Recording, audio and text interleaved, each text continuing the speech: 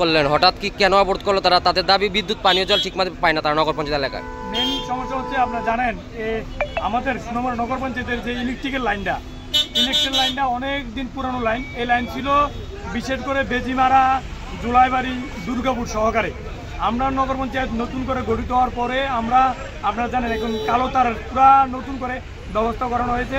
তো আমরা জানি সেটা আমার কাছে রিপোর্ট রয়েছে 1 সপ্তাহের মধ্যে বেজিমারা লাইন আলাদা, দুর্গাপুরের আলাদা, জুলাইবাড়ির লাইন আলাদা করে শুধু নগর পঞ্চায়েত যে এরিয়াগুলো আমি আলাদা করে নতুন লাইন দেওয়া হচ্ছে।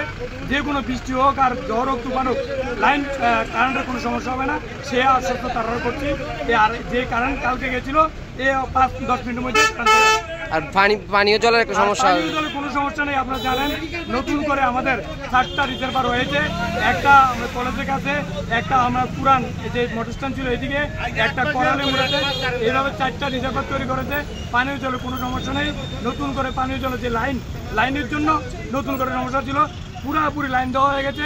1 সপ্তাহের মধ্যে পুরো লাইন দেওয়া হবে। 2 টাইম করে নগর পঞ্চায়েতের মধ্যে জল। আপনাদের নগর পঞ্চায়েতের রাস্তার ড্রেনগুলো সংস্কার না থাকা কালকে থানাও জলের তলা গিয়েছে। সেটাও আপনার মাধ্যমে আমি সেটা জানান দিতে চাই। আমি দেখেছি কিছুদিন আগে আমাদের যিনি সিপিএমের যিনি এমএলএ রয়েছেন শ্যামল বাবু, ওই SDM অফিসের ডেপুটেশন দিয়েছে। ওনাকে আমি প্রশ্ন করতে চাই, 25 বছর তারা গভর্নমেন্ট ছিল, এই নগর পঞ্চায়েতও ছিল, প্লাস এই শ্যামল বাবু ভাইস চেয়ারম্যান ছিলেন, নগর পঞ্চায়েত চেয়ারম্যান ছিলেন, কিন্তু তৎসময়ে এই নগর পঞ্চায়েতের মেন ড্রেনের কোনো ব্যবস্থা করা হয়নি। এই নতুন করে আমরা নগর পঞ্চায়েত গঠিত হওয়ার পরে আমরা আমাদের এই রাজ্যের মাননীয় মুখ্যমন্ত্রীর সহযোগিতায়, মানিক সাহাজির সহযোগিতা আমরা নতুন করে বাজারের যে মেন ড্রেন যেটা গাজীর লাইনের দিকে গেছে সেটা 12 কোটি টাকা ব্যয় করে নতুন করে টেন্ডার করা হয়েছে। এই বৃষ্টির জন্য কাজ বন্ধ ছিল।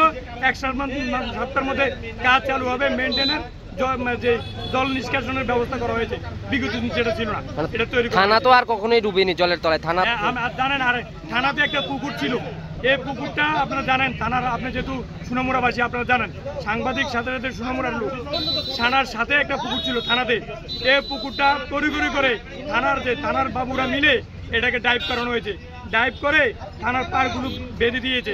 সেই জন্য থানার জলগুলো পুকুরে যেতে পারেনি। সেই জন্য কালকে ব্যবস্থা জল আটকেছে। আর